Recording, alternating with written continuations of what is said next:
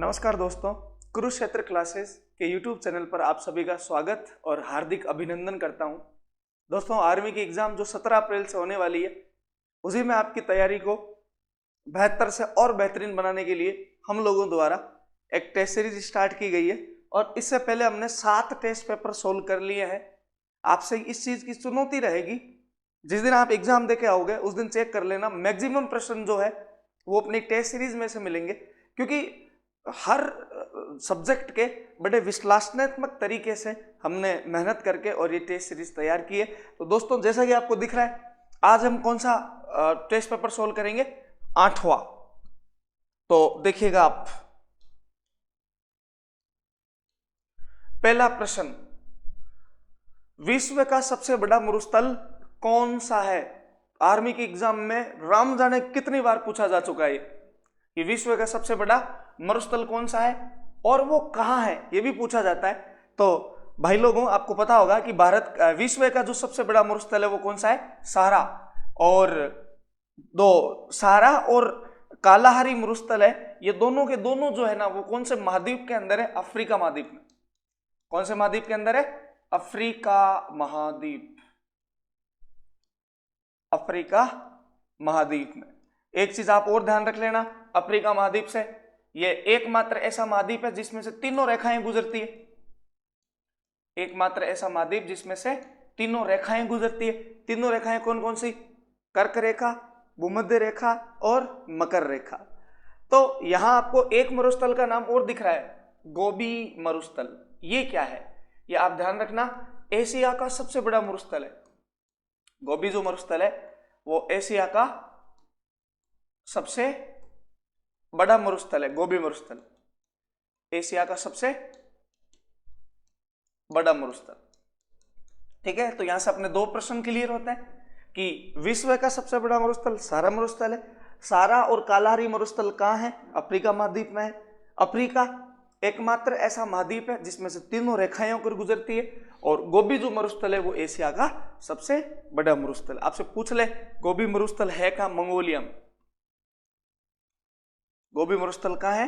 Mongolia में। यही अगर आपसे ऐसा प्रश्न पूछ लिया जाए कि भारत का सबसे बड़ा मरुस्थल कौन सा है, यहां से अगर आपसे ये पूछ ले, भारत का सबसे बड़ा मरुस्थल,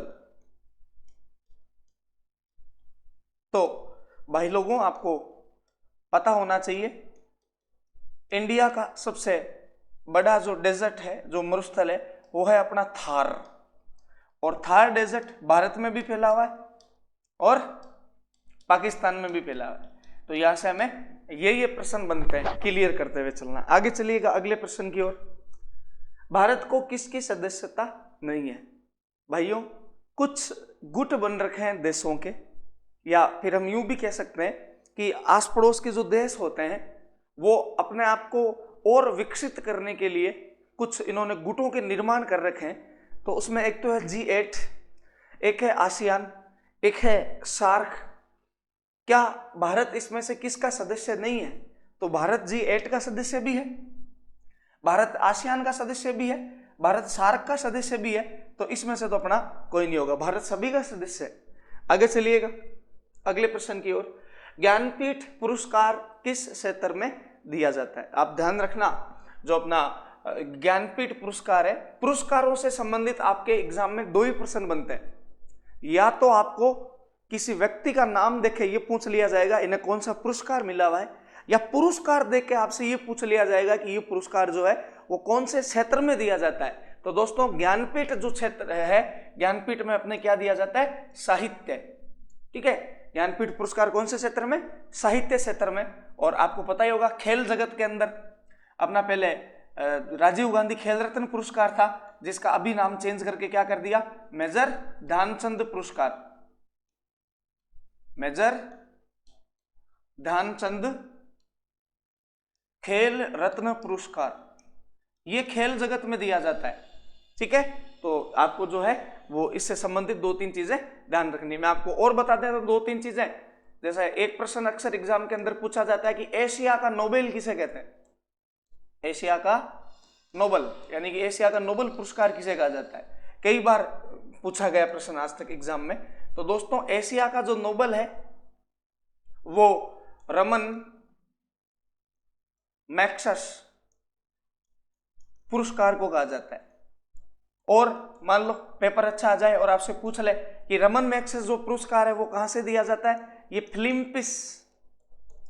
फिलिपींस की राजधानी है मनीला, फिलिपींस की राजधानी मनीला से दिया जाता है। फिलिपींस के एक राष्ट्रपति थे, नाम था रमन मैग्सेस, बहुत ही अच्छे राष्ट्रपति थे। हेलीकॉप्टर हादसे में उनके देहांत हो जाता है और एशिया में दिया जाने वाला सर्वश्रेष्ठ पुरस्कार एशिया का नोबेल रमन मैग्सेस पुरस्कार।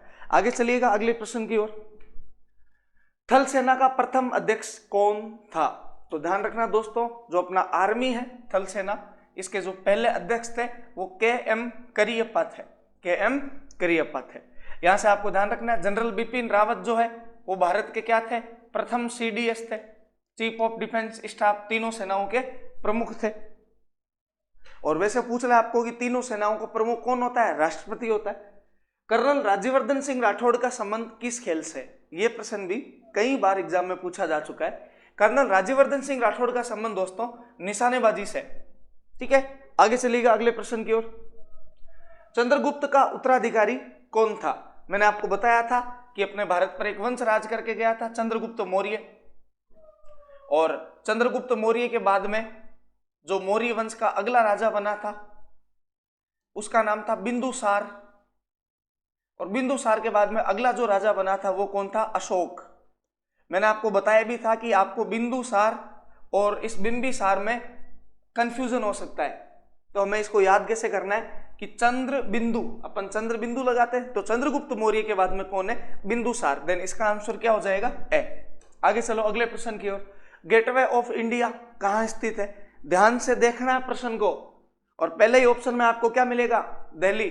तो आपको पता होना चाहिए कि नई दिल्ली के अंदर तो इंडिया गेट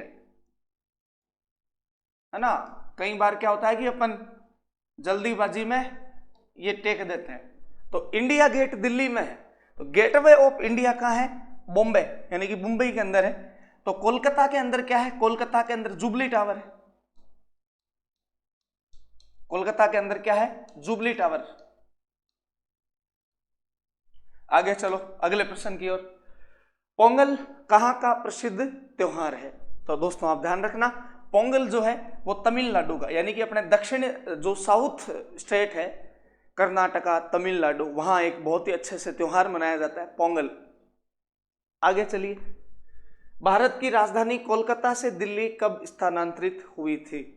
अगर आप लोगों को पता नहीं है, मैं बता दूं आपको, भारत की राजधानी पहले अपनी कोलकाता हुआ करती थी, क्योंकि अंग्रेजों का राज था। अंग्रेजों के सबसे पहले अधिकार में बंगाल ही आया था, तो उन्होंने बंगाल की सबसे डेवलप सिटी कलकत्ता को अपनी राजधानी बना लिया था। और 1911 में, दोस्तों ध्यान रखना, 1911 में कांग्रेस का कलकत्ता अधिवेशन होता है। 1911 में कांग्रेस का कौन सा अधिवेशन होता है, कलकत्ता अधिवेशन। और कांग्रेस के इस कलकत्ता अधिवेशन में यह घोषणा कर दी जाती है, कोलकाता के इस कांग्रेस के अधिवेशन में, कांग्रेस के कोलकाता अधिवेशन में घोषणा कर दी जाती है कि भारत की जो राजधानी है वो अब कलकत्ता नहीं होगी, और कलकत्ता से हम कहां स्थानांतरित करेंगे, दिल्ली। तो ये जो घोषणा है वो तो 1911 में हुई थी, 1911 वाले में, लेकिन ये कलकत्ता से दिल्ली स्थानांतरित कब की गई थी? तो आप ध्यान रखना 1912 ईस्वी में। तो इसमें आपको देखना है, तो आप देखना 1912 ऑप्शन में नहीं है, तो फिर अपने को क्या करना है, 1911। ठीक है, तो 1912 हो तो एग्जैक्टली आपको क्या करना है, 1912। और घोषणा कब हुई थी, 1911 में। आगे चलिएगा अगले प्रश्न की ओर। बंगाल के विभाजन के समय बंगाल का जो जीजी है, यानी कि बंगाल का जो गवर्नर है वो कौन था? बंगाल के विभाजन के समय भारत का जीजी कौन था? ये ऐसा होना चाहिए, बंगाल के विभाजन के समय भारत का जीजी, यानी कि भारत का गवर्नर जनरल कौन था? तो दोस्तों पहले तो आपको यह पता होना चाहिए कि जो बंग भंग हुआ था अपना, या बंगाल विभाजन हुआ था, वो कब हुआ था, 1905 ईस्वी में। और 1905 ईस्वी में जो भारत के गवर्नर जनरल थे वो थे लॉर्ड कर्जन। ध्यान रखना आप, क्योंकि लॉर्ड कैनिंग जो है, मैंने बता रखा आपको बार बार, 1857 की क्रांति के समय, 1857 की क्रांति के समय भारत के जो गवर्नर जनरल वो लॉर्ड कैनिंग थे। स्वतंत्रता के समय लॉर्ड माउंटबेटन थे, लॉर्ड माउंटबेटन, ये सॉरी, स्वतंत्रता के समय जब भारत अपना स्वतंत्र हुआ था, स्वतंत्रता के समय। और ये जो सी राजगोपालाचारी, ये अपने भारत के अंतिम गवर्नर जनरल, भारतीय। ओके, आगे चलिएगा अगले प्रश्न की ओर। भारत की खोज पुस्तक किसने लिखी? ये आपको ऐसे और आ सकता है, discovery of India, discovery of India, यानी कि भारत की खोज जो है पुस्तक किसने लिखी थी? ध्यान रखना, जवाहरलाल नेहरू। इसमें वास्को डिगामा मत कर देना कि भारत की खोज वास्को डिगामा ने की थी, तो ये किताब भी वास्को डिगामा ने लिखी होगी, नहीं, जवाहरलाल नेहरू ने लिखी थी। आगे चलो, 15 जनवरी को कौन सा दिवस मनाया जाता है? आपको बार बार बताता हूं, आपके दिवस का एक प्रश्न एग्जाम में आ सकता है, तो मैंने आपको बता रखा है कि 15 जनवरी के दिन जो है वो कौन सा दिवस मनाया जाता है? थल सेना दिवस। मैंने आपको कल वाले टेस्ट सीरीज के अंदर बताया था कि जो अपना वायु सेना दिवस है वो 8 अक्टूबर को मनाया जाता है, नौसेना जो दिवस है वो 4 दिसंबर को मनाया जाता है, और अपना जो झंडा दिवस है अपन 26 जनवरी को मनाते हैं। ठीक है, तो ये कुछ चीजें आपको ध्यान रखनी है। आगे चलो, गौतम बुद्ध किस धर्म से संबंधित है? खैर दिखती सी बात है कि गौतम बुद्ध ने अपने नाम से एक धर्म चलाया था, और वो कौन सा था? बौद्ध धर्म था। जैन धर्म में आपसे पूछ ले तो महावीर स्वामी, जैन धर्म से संबंधित कौन थे? महावीर स्वामी थे। इस्लाम धर्म के संस्थापक कौन थे? पैगंबर हजरत मोहम्मद साहब। सिख धर्म के संस्थापक कौन थे? गुरु नानक। सिख धर्म के जो पहले गुरु थे वो कौन थे? गुरु नानक। और सिख धर्म के अंतिम या 10वें जो गुरु थे उनका नाम था गुरु गोविंद सिंह,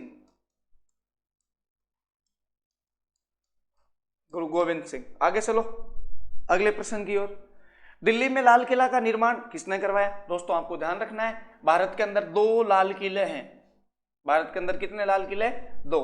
एक तो दिल्ली के अंदर है और एक आगरा में भी है। ठीक है, तो ये दिल्ली वाले लाल किले के बारे में पूछ रहा है, तो दिल्ली वाले लाल किले का निर्माण किसने करवाया था? सांझा ने करवाया था। भारत का मिसाइल मैन कौन था? तो हम सबको पता है कि भारत में मिसाइल जो है वो किसने बनाई थी? एपीजे अब्दुल कलाम ने। तो इसका आंसर क्या हो जाएगा? एपीजे अब्दुल कलाम। आप ध्यान रखना, एपीजे अब्दुल कलाम ने कुछ पुस्तकें लिखी थी, जैसे इनकी एक किताब का नाम था इंडिया 2020। ठीक है, और एपीजे अब्दुल कलाम जो है वो भारत के कौन से राष्ट्रपति थे? 11वें प्रेसिडेंट थे इंडिया के। एपीजे अब्दुल कलाम की मृत्यु कहां हुई? शिलोंग के अंदर। और शिलोंग किसकी कैपिटल है? मेघालय की। तो एपीजे अब्दुल कलाम से संबंधित कुछ चीजें आपको ध्यान रखनी है। आगे चलो, रीजनिंग के प्रश्न। निम्न श्रेणी में से कौन सी संख्या जो है गलत है? गलत का चयन करना है। तो देखो 5 से 10 हुआ, मतलब 2 से मल्टीप्लाई कर रहा है। फिर 10 से 40 हुआ तो ये 4 से मल्टीप्लाई कर रहा है। फिर 40 से 80 हुआ तो फिर 2 से मल्टीप्लाई कर रहा है। 80 से 320 हुआ तो 8 चौक 32, मतलब 4 से गुणा कर रहा है। मतलब एक सीरीज चल पड़ी है, 2 फिर 4 फिर 2 फिर 4। तो 320 को भी अपन जब 4 से गुणा करेंगे तो 320 को 2 से गुणा करेंगे आगे इस सीरीज के अंदर, तो जब 320 को 2 से गुणा करेंगे तो क्या आएगा? 640। तो यहां पे फिर क्या आना चाहिए? 640 आना चाहिए। ठीक है, 500 स्थान की जगह 520 के स्थान पे क्या आना चाहिए? 640 आना चाहिए। तो इसके अंदर जो फॉल्ट है यानी कि जो गलत है वो क्या हो गया? अपना 520 हो गया। आगे चलो अगले वाले प्रश्न की ओर। निम्न में से कौन सा भिन्न है? ये शुक्र है। तो देखो आप इसको ऐसे याद रखना है कि शनि भी वार होता है, मंगल भी वार होता है, शुक्र भी वार होता है और रवि भी वार होता है। अगर वार वार पे चलेंगे तो नहीं होने वाला। अपने को ध्यान रखना है कि शनि ग्रह है, मंगल भी ग्रह है, शुक्र भी ग्रह है, रवि नाम का कोई भी ग्रह नहीं है। तो इसका आंसर क्या हो जाएगा? ए। आगे चलिएगा अगले प्रश्न की ओर। ABCD है, मतलब 4 जने हैं, ए बी से ऊपर है। ऐसे प्रश्नों को एक एक लाइन को लेके चलना। ए जो है ये यहां हमने ए रख दिया, बी से ऊपर है यानी ए के नीचे क्या है? बी है। ए डी व बी के बीच है। देखो यहाँ ये वाली लाइन पकड़ेंगे अपन कि ए जो है ना वो डी व बी के बीच में है, तो ए जो है वो डी और बी के बीच में, तो यहाँ पे डी आ गया और यहाँ पे बी आ गया, ठीक है। और सबसे नीचे कौन है? सी है, तो सी यहाँ आ गया। तो नीचे से 3 नंबर पर कौन सी संख्या होगी? तो नीचे से 3 पे कौन सा होगा? ए। तो इसका आंसर क्या हो जाएगा? ए हो जाएगा। आगे चलिएगा अगले प्रश्न की ओर। किसी कूट भाषा में CONDEMN को 5628972 लिखा जाता है। MEN को क्या लिखेंगे? देखो सिंपल से कोड मुझे दिख रहे हैं कि इसमें ME यानी कि पीछे में क्या आ रहा है? यहाँ पे M का कोड क्या आ रहा है? 7 आ रहा है, और E का क्या आ रहा है? 9 आ रहा है, और N का क्या आ रहा है? 2 आ रहा है। तो अपने को MEN के चाहिए, तो M का जो कोड है वो क्या मिल रहा है? 7, E का 9, N का 2, तो 792। देन इसका आंसर क्या हो जाएगा? डी हो जाएगा। आगे चलिएगा अगले प्रश्न की ओर। यह शब्द जो एनकरेजमेंट से नहीं लिखा गया, ओके, तो आपको देखो इसमें चेक करना भाई कि अपने यहां जो शब्द है क्या वो ऊपर वाले में है क्या? तो यहाँ पे देखो क्या है? TEAR, इसमें टी तो ये रहा, ई ये रहा, TE ए ये रहा, आर ये रहा, मतलब ये तो लिखा जा सकता है। अब इसमें पूछा गया नहीं लिखा जाएगा। देखो इसमें NEC के, N ये रहा, E ये रहा, C ये रहा, के मुझे कहीं नहीं दिख रहा, तो इसमें कौन सा नहीं लिखा जाएगा? NEC के। तो MEAT लिखा जा सकता है क्या? तो देखो M तो ये रहा, ME ये A रहा और ये T रहा, बिल्कुल लिखा जा सकता है। GAME लिखा जा सकता है क्या? G ये रहा, G ये रहा, E GE GAME, तो M ये रहा, E ये रहा, बिल्कुल लिखे जा सकते हैं। क्या नहीं लिखा जा सकता है इसमें? NEC के। तो दोस्तों ये अपने जीके और रीजनिंग के प्रश्न सोल्व किए। चलिए दोस्तों, जय हिंद। मैं हूं दीपेंद्र सिंह राठौड़। स्वागत करता हूं आपके अपने YouTube channel Kurukshetra classes Ajmer पर। तो दोस्तों आपको जितेंद्र सर ने जीके और रीजनिंग का पेपर सॉल्व करा दिया है। अब अपन बढ़ते हैं साइंस और मैथ के क्वेश्चन पेपर की तरफ। तो एग्जाम आपका नजदीक है, इन टेस्ट पेपर को सॉल्व करना कतई ना भूलें। बढ़ते हैं पहले क्वेश्चन की तरफ। साइंस का आपका पहला प्रश्न है, प्राथमिक रंग निम्न में से कौन कौन से हैं? और ये क्वेश्चन मैंने प्रकाश वाला चैप्टर पढ़ाते टाइम आपको स्पेशली पढ़ाया था कि ऐसा क्वेश्चन आपसे पूछा जा सकता है। प्राथमिक रंग कौन कौन से होते हैं? प्राथमिक रंग 3 कलर होते हैं, R, G और B। ये प्राथमिक रंग कहलाते हैं जो मुख्य रंग होते हैं। R का मतलब होता है रेड यानी लाल। क्या होता है R का मतलब? रेड यानी लाल। G का मतलब होता है ग्रीन। ग्रीन यानी क्या होता है? हरा। ग्रीन यानी क्या होता है प्यारे बच्चों? हरा। और अगर मैं बात करूं B की, B का मतलब होता है ब्लू। ब्लू मतलब क्या होता है? नीला। तो 3 मुख्य रंग होते हैं RGB, ठीक है, 3 मुख्य रंग होते हैं। तो देखो कौन सा होता है? लाल, हरा और नीला। Option number D is the correct answer. आपका ऑप्शन नंबर डी हो जाएगा प्राथमिक रंग का। चलिए आगे बढ़ते हैं अगले क्वेश्चन की तरफ। वयस्क मनुष्य में हड्डियों की संख्या कितनी होती है?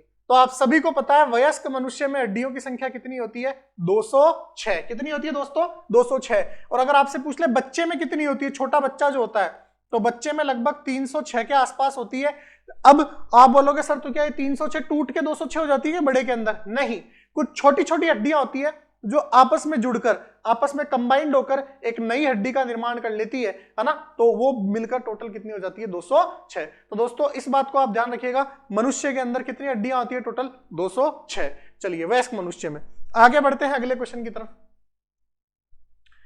मनुष्य में दांतों की संख्या कितनी होती है? तो आप सभी को पता है मनुष्य में 32 ही होती है, यानी 32 दांत होते हैं। कितनी होती है? 32 दांत। और जिसका फॉर्मूला क्या होता है वयस्क मनुष्य के सूत्र का? दंत सूत्र कितना होता है? 21/23/21/23, ठीक है। ये ऊपर वाले जो हैं ये कहलाते हैं कृतंक। क्या कहलाते हैं? ये कृतंक कहलाते हैं। 1 जबड़े में 4 तो 2 जबड़े में 8, ये जो दो है ये क्या कहलाते हैं, ये कहलाते हैं रदनक। एक जबड़े में एक और एक दो, तो दो जबड़ों में कितने हो जाएंगे, चार। ये कहलाते हैं अग्रचवर्णक। क्या कहलाते हैं प्यारे बच्चों, अग्रचवर्णक। एक जबड़े में दो और दो चार अग्रचवर्णक, तो दो जबड़ों में 8, फिर 3 और 3 6, ये कहलाते हैं चवर्णक। एक जबड़े में 6 तो दो जबड़े में 12, तो ऑप्शन नंबर ए हो जाएगा आपका 28 आंसर हो जाएगा। 2 और 2 4, 4 और 2 6, 6 और 4 10, 10 और 6 16, 16 दूनी कितना होता है दोस्तों, 32 होता है। चलिए, तो ऑप्शन नंबर आपका क्या हो जाएगा, बी हो जाएगा, 28 नहीं 32 होगा आपका आंसर। ठीक है, तो 32 आपका क्या हो जाएगा, करेक्ट आंसर हो जाएगा। अगला क्वेश्चन देखिए,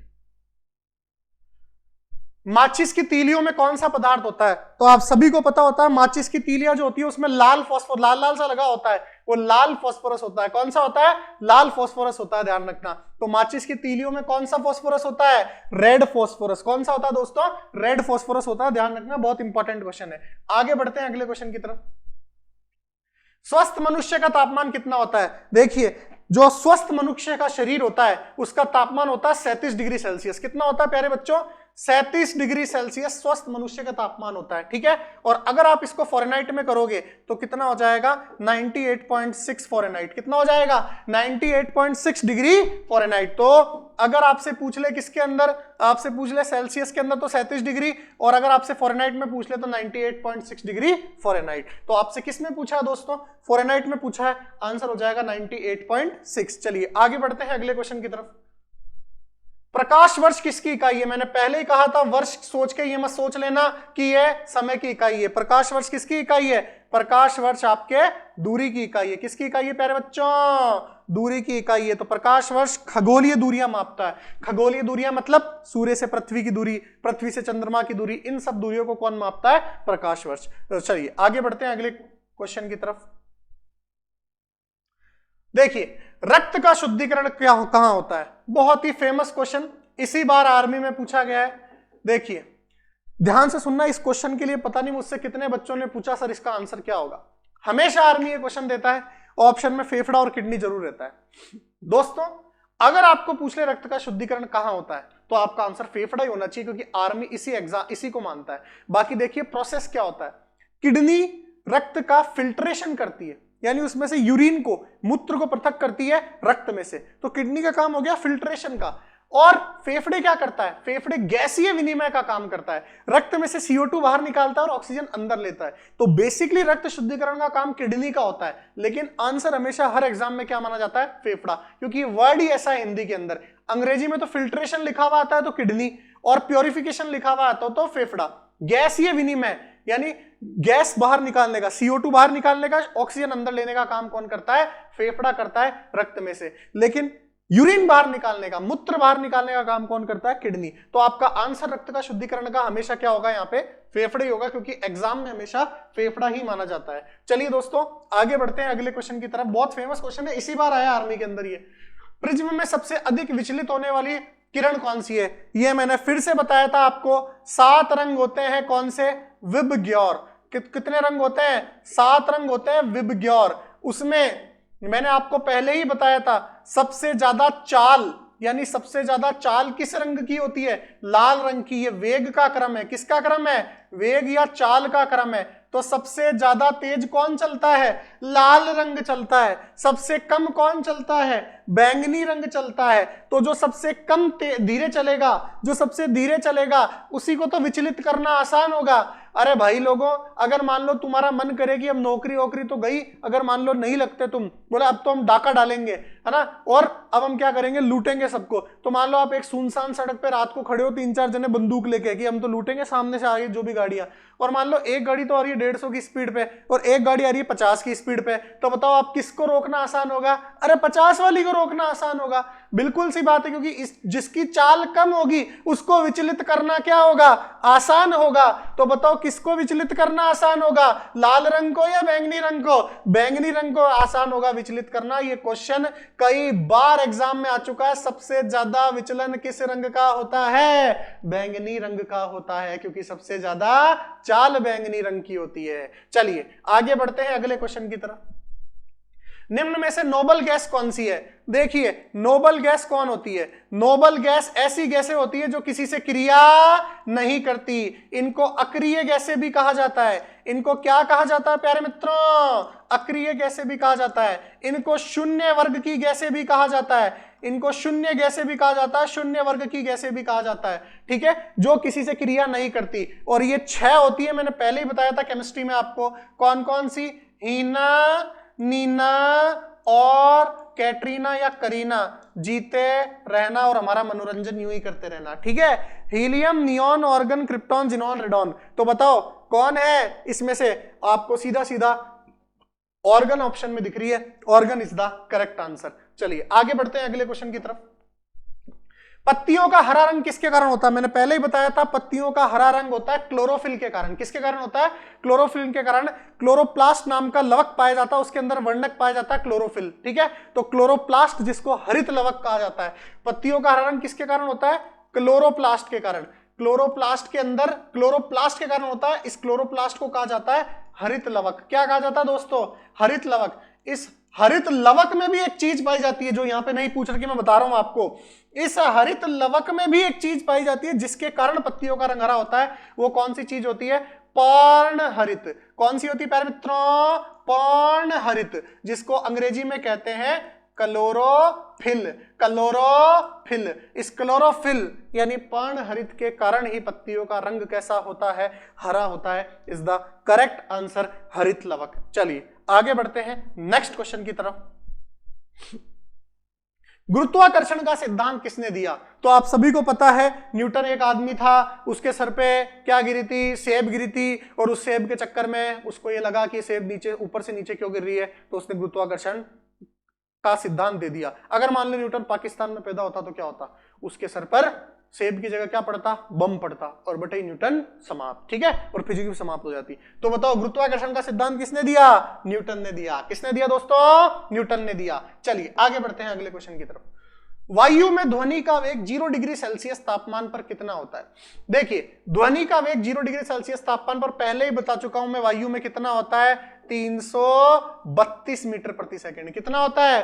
332 मीटर प्रति सेकंड। बहुत इंपॉर्टेंट क्वेश्चन, 332 मीटर प्रति सेकंड। चलिए आगे बढ़ते हैं नेक्स्ट क्वेश्चन की तरफ। अगला क्वेश्चन है आपके पास, मच्छर के काटने से कौन सा रोग होता है? आप सभी को पता है मलेरिया होता है। मच्छर के काटने से कौन सा रोग होता है? मलेरिया होता है। और लड़की के काटने से कौन सा रोग होता है? लवेरिया रोग होता है। ठीक है, चलिए तो मच्छर के काटने से कौन सा रोग होता है? मलेरिया। तो ऑप्शन नंबर ए इज क्या हो जाएगा? Answer malaria. चलिए आगे बढ़ते हैं अगले क्वेश्चन की तरफ। निम्न में से गतिज ऊर्जा का सूत्र है। तो देखिए निम्न में से गतिज ऊर्जा का सूत्र कौन सा हो जाएगा? गतिज ऊर्जा का सूत्र होता है 1/2 mv²। 1/2 mv²। तो हाफ mv² क्या हो जाएगा?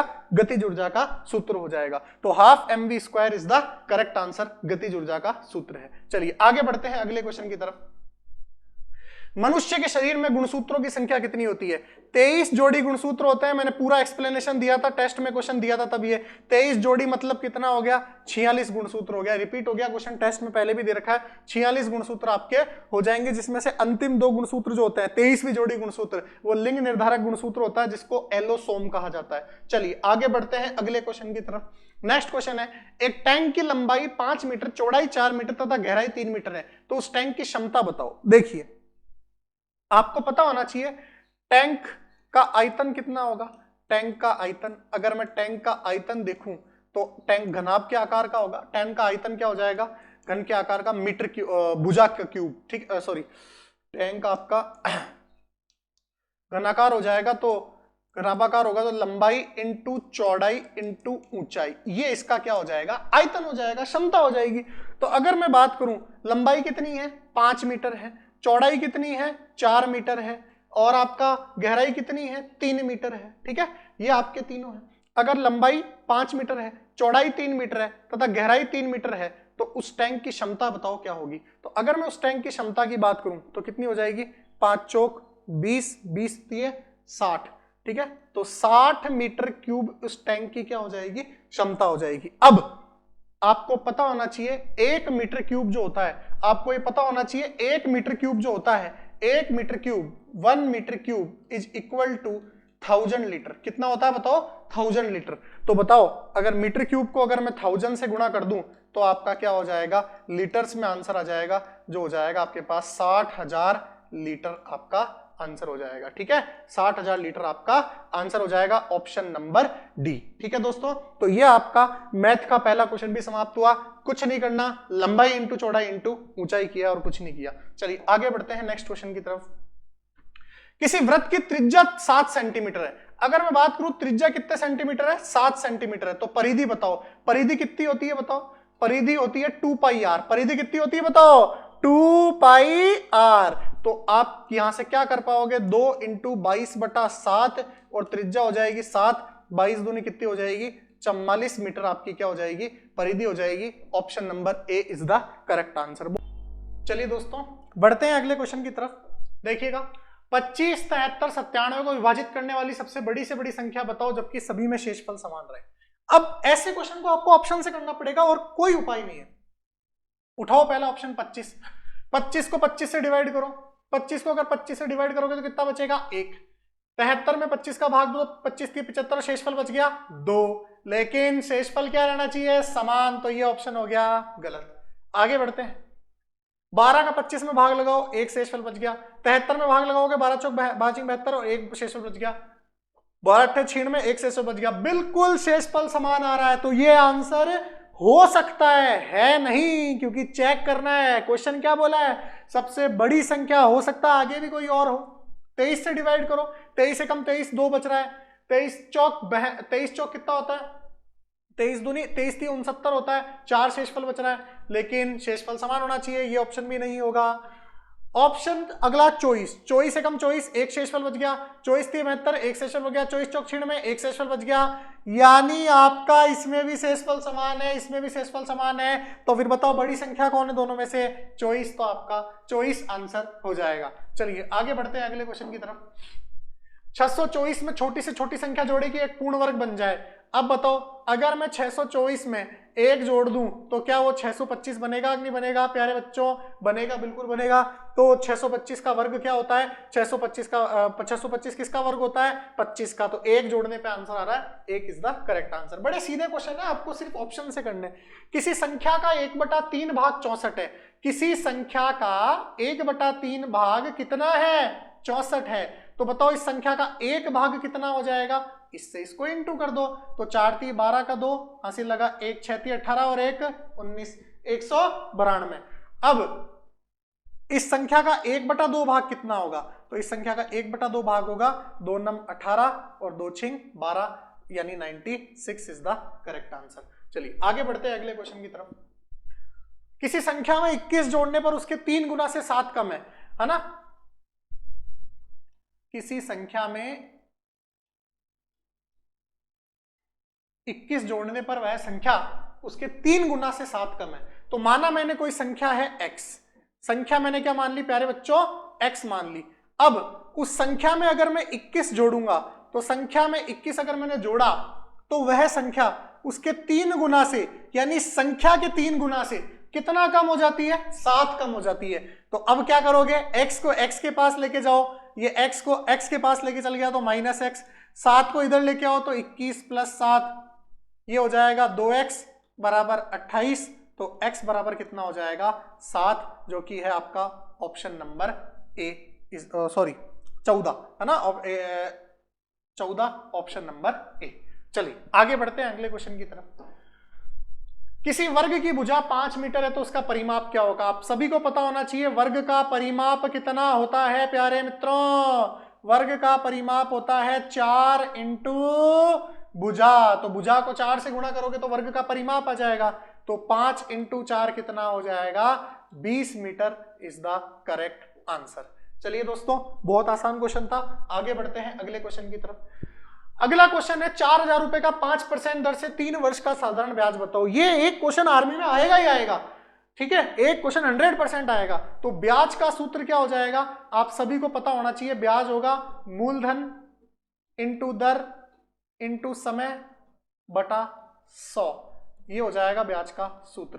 तो मूलधन कितना है? 4000, दर कितनी है 5%, समय कितना है 3 और ये 100, 0 से 0 गया, 5 चौक 20 और ये आपका आंसर हो जाएगा 600 रुपए आपका क्या आ जाएगा answer. Option number B is the correct answer. चलिए आगे बढ़ते हैं अगले क्वेश्चन की तरफ। यदि किसी वस्तु को 4600 रुपए में बेचने पर 15% का लाभ होता है तो उस वस्तु का क्रय मूल्य क्या होगा।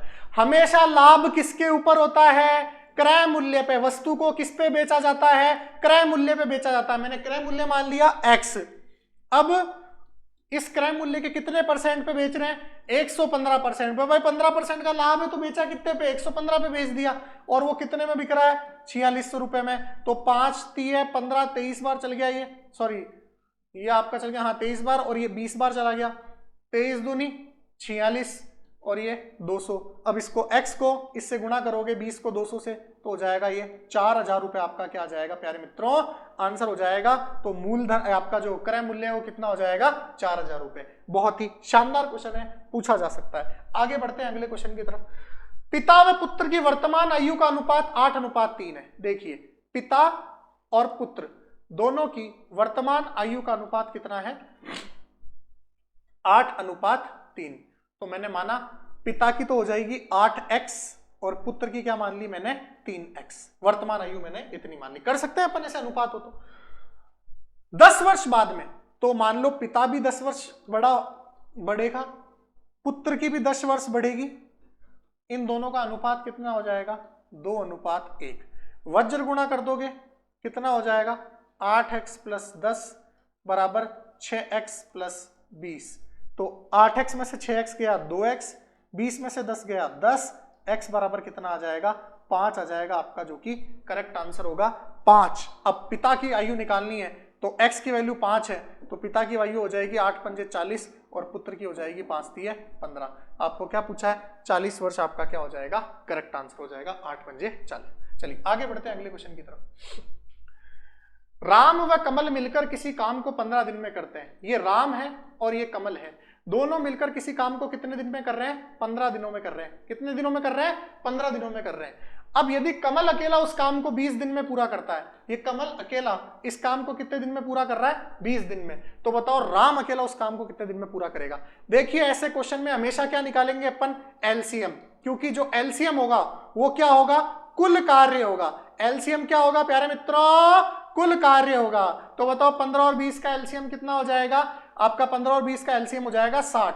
ये कुल कार्य है। तो बताओ राम और कमल का एक दिन का कार्य कितना हो जाएगा, एक दिन का कार्य हो जाएगा 60/15 4। ठीक है, कमल का अकेले का एक दिन का कार्य कितना हो जाएगा 60/20 सॉरी हाँ 60/20 3। तो अब बताओ राम और कमल मिलके एक दिन में 4 काम करते हैं, कमल अकेला एक दिन में 3 काम करता है। तो बताओ राम अकेला कितने एक दिन में कितना काम करेगा 4 में से 3 गया 1 काम। तो राम एक दिन में 1 काम करता है, तो बताओ टोटल काम कितना है 60। उस अकेले को 60 काम करने में कितने दिन लगेंगे 60 दिन लगेंगे। एक दिन में 1 काम कर रहा है तो 60 दिन लगेंगे 60 दिन काम करने में। चलिए आगे बढ़ते हैं अगले क्वेश्चन की तरफ। ये सेम हो गया, रिपीट हो गया क्वेश्चन। आगे बढ़ते हैं अगले क्वेश्चन की तरफ। देखिए यदि एक बेलन की त्रिज्या इतनी और ऊंचाई इतनी है तो बेलन का आयतन। आप सभी को पता होना चाहिए कि बेलन का जो आयतन होता है, बेलन का आयतन होता है प्यारे मित्रों πr²h। ठीक है, अब पाई की वैल्यू आप सभी को पता है 22/7। त्रिज्या कितनी होती है 6 × 6 का स्क्वायर। ऊंचाई कितनी हो गई 7, 7 से 7 गया 6 × 36, 36 × 22 कितना हो जाएगा 792 मीटर का स्क्वायर हो जाएगा। Option number A is the correct answer. चलिए आगे बढ़ते हैं अगले क्वेश्चन की तरफ। वे कौन सी संख्याएं हैं जिनका योग 24 और गुणनफल 143 है। पहले ऑप्शन को उठाओ, 11 और 13 कितना होता है 24, 11 को 13 से मल्टीप्लाई करो, ऑप्शन आ जाएगा 143। चलिए आगे बढ़ते हैं अगले क्वेश्चन की तरफ। 2 नल एक टंकी को क्रमशः 12 घंटे, पहला नल कितने में भर रहा है 12 घंटे में भर रहा है, और दूसरा नल कितने में भर रहा है, दूसरा नल भर रहा है 18 घंटे में। तो दोनों नल साथ मिलकर उस टंकी को कितने समय में भरेंगे। तो बताओ कुल, मैं बात करूं कुल काम की, तो वही काम वाला कंसेप्ट है। कुल काम कितना हो जाएगा 12 और 18 का एलसीएम जो कितना होता है 36। ठीक है, अब ए 1 घंटे में कितना होद भरेगा, कितना काम करेगा, तो 12 3 36। बी 1 घंटे में कितना भरेगा 18 दूनी 36। ठीक है, अब दोनों का टोटल कितना हो गया, दोनों का टोटल, दोनों 1 घंटे में कुल कितना भरेंगे, 5 भरेंगे, और भरना कितना है 36, तो 36/5 इतना समय लगेगा। तो 36/5 कितना हो गया, 5 7 35, 7 सही 1/5 आपका क्या हो जाएगा, करेक्ट आंसर। कुछ ही नहीं करना, जैसे काम करते हैं वैसे ही क्वेश्चन किया है मैंने। आगे बढ़ते हैं अगले क्वेश्चन की तरफ। यदि एक घन का संपूर्ण पृष्ठीय क्षेत्रफल इतना है तो उसका आयतन बताओ। घन का संपूर्ण पृष्ठीय क्षेत्रफल कितना होता है, 6 इंटू भुजा स्क्वायर। फार्मूला याद होना चाहिए, घन का संपूर्ण पृष्ठीय क्षेत्रफल कितना होता है, 6 इंटू भुजा स्क्वायर। तो 6 इंटू भुजा का स्क्वायर, ये कितना दे रखा आपको, 96। तो ये हो जाएगा आपके पास भुजा का जो स्क्वायर है वो आ जाएगा 6 एकम 6 और 6 चंग 36। तो भुजा कितनी हो जाएगी, अगर भुजा का स्क्वायर 16 है तो भुजा आ जाएगी 4। तो ये 4 तो भुजा आ गई। अब घन का आयतन कितना होता है, घन का आयतन होता है प्यारे मित्रों भुजा का क्यूब। घन का आयतन कितना होता है, भुजा का क्यूब। तो 4 का क्यूब कितना हो जाएगा, 64 मीटर क्यूब आपका क्या आ जाएगा, आंसर आ जाएगा ऑप्शन नंबर ए। चलिए कुछ ही नहीं किया, पृष्ठीय क्षेत्रफल का फॉर्मूला लगाया, भुजा निकाली, उससे आयतन निकाल लिया। आगे बढ़ते हैं अगले क्वेश्चन की तरफ। अगला क्वेश्चन समाप्त, और ये आपका साइंस और मैथ दोनों का सॉल्यूशन क्या होता है दोस्तों, समाप्त। उम्मीद करता हूं आपको ये समझ में आया होगा, आप इन टेस्ट पेपर को कर रहे होंगे क्योंकि एग्जाम बिल्कुल नजदीक है। तो दोस्तों अगर ये वीडियो पसंद आई हो तो इसे लाइक कीजिएगा, शेयर कीजिएगा, कमेंट कीजिएगा, हमारे चैनल को सब्सक्राइब कीजिएगा और पास में बेल आइकन है उस पर क्लिक जरूर कीजिएगा। तो दोस्तों मिलते हैं अगली वीडियो में, आज के लिए इतना ही, धन्यवाद, जय हिंद, जय भारत, वंदे मातरम।